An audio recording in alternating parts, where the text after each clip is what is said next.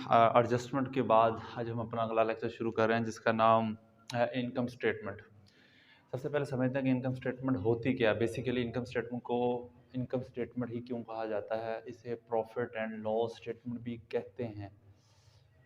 Profit and loss statement भी इसे बोला जाता है। दूसरा जो इनकम स्टेटमेंट है, ये हमारी ऑर्गेनाइजेशन में एक बड़ा ही अहम जुज़ है कि अगर बाहर का किसी बंदे ने आकर किसी कंपनी में सरमायाकारी करनी है, इन्वेस्टमेंट करनी है, तो वो इनकम स्टेटमेंट देख के हमारी फाइनेंशियल पोजीशन, यानी कि हम कहाँ खड़े हैं, प्रॉफिट में हैं, लॉस में है, किस ईयर में हम प्रॉफिट में थे, किस ईयर में हम ज़्यादा प्रॉफिट में थे, लॉस में थे और कितना लॉस में थे, ये हमें इनकम स्टेटमेंट देख के पता चल जाता है। यानी कि इनकम स्टेटमेंट, हम सिर्फ इनकम स्टेटमेंट देख के जो कंपनी की फाइनेंशियल पोजीशन है उसको आराम से जस्टिफाई कर सकते हैं।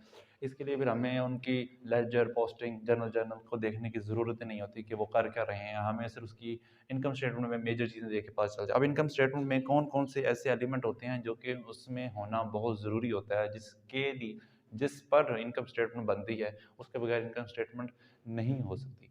अब जनरल फार्मूला जो इनकम स्टेटमेंट का होता है वो होता है रेवेन्यू माइनस एक्सपेंस। यानी कि रेवेन्यू में से एक्सपेंस को माइनस कर दें तो आपको वो इजीली आपको बता देगा जी इनकम स्टेटमेंट प्रॉफिट में गई है कि लॉस में गई है। लेकिन एक्सपेंस में क्या क्या चीज़ें होती हैं और रेवेन्यू में क्या क्या चीज़ें होती हैं वो अब हम आज देखेंगे।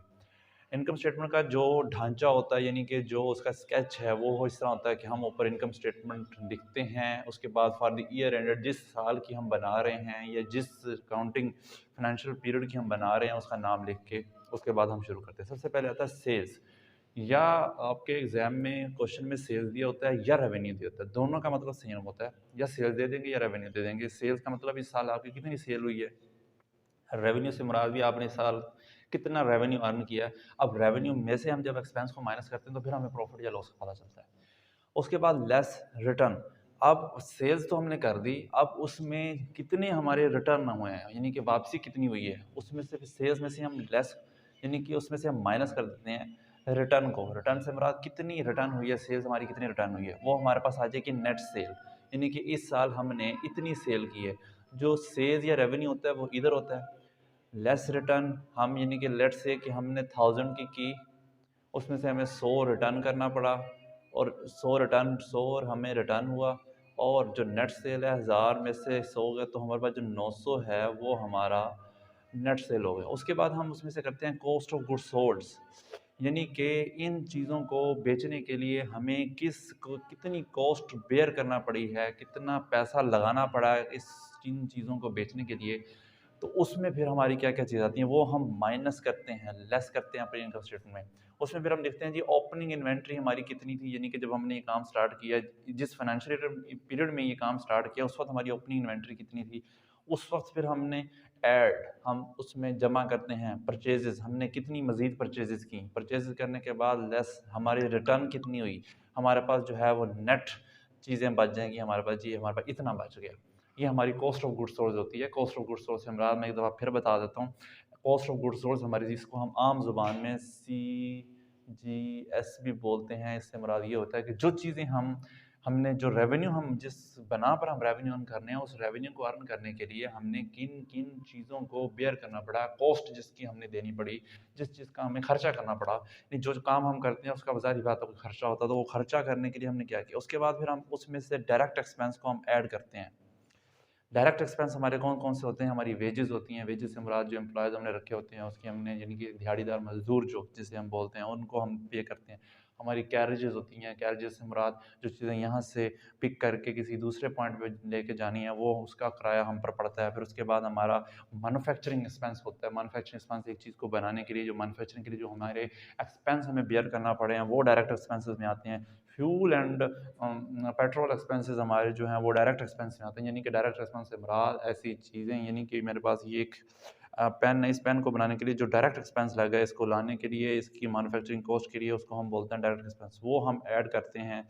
ऐड करने के बाद डायरेक्ट लास्ट वाली रुपीज़ वैल्यू में हम उसको लिख देते हैं। उसके बाद cost of goods available for sale, यानी कि कॉस्ट ऑफ गुड्स सेल्स में से डायरेक्ट एक्सपेंस को ऐड करके जो चीज़ हम पे जाती है हमें पता चल जाता है कि जी ये cost of goods available for sale हमारे पास मौजूद है। उसमें फिर हम एंडिंग इन्वेंट्री को माइनस करते हैं कि अब हमारे पास कितनी इन्वेंट्री बच गई है। वो फिर हम माइनस कर देते हैं। या फिर लेट्स से कि हमारे पास हम 1000 की इन्वेंट्री पड़ी थी, 1000 में से हमारे पास जो आखिर में बची है वो 200 पड़ी है, तो हमारे पास यानी कि 800 बिक गई है। तो एंडिंग इन्वेंट्री हम माइनस करके हमारे पास कॉस्ट ऑफ गुड्स सोर्स हमारे पास टोटल आ जाता है कि अब हमारे कितना खर्चा पे हुआ।